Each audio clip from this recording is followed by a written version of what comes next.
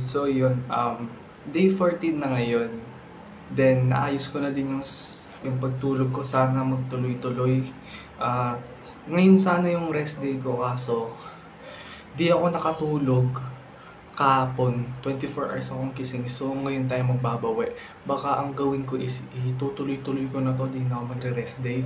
Pero tignan natin kasi nung day 12, nung huling workout ko, sumakit dito guys sa pag-push up. So yun, kaya tayo nahinto. So yun, mag-warm up na ako para matapos na natin agad.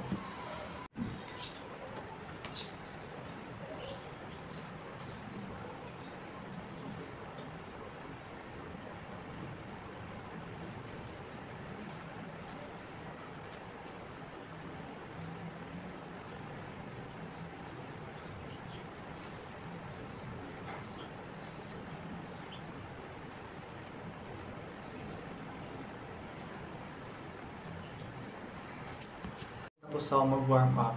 Ayun, let's go na. Gawin na natin.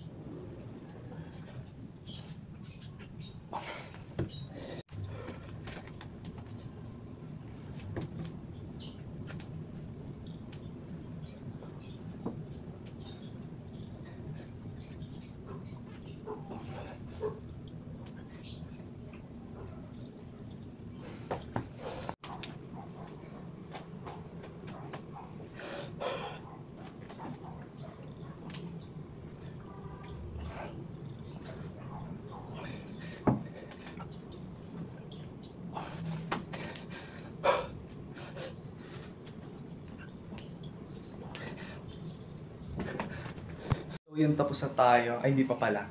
I mean, na 50 push-ups na tayo. So, ayun, hindi ko pa rin maayos yung form ko sa push-up. Hindi ko pa rin kaya i-engage yung core ko. Hindi ko alam kung, hindi ko alam, parang pangit napapangitan ako sa form ko. Hindi ko ramdam yung core ko. So, baka ang next project natin is magpa-abs tayo. So, ayan, yun yung susunod natin siguro. Pero ngayon, ayan, focus muna tayo sa push-ups and planking. Ayan, tapusin muna natin siya. Water break lang saglit din, tapusin natin.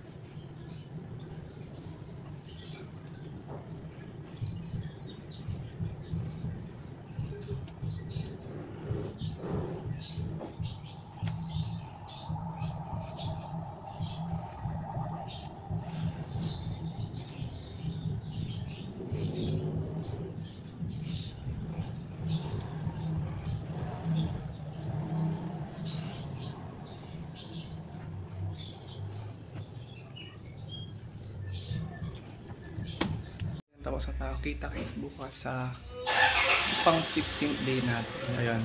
So, update ko na lang uli kayo bukas.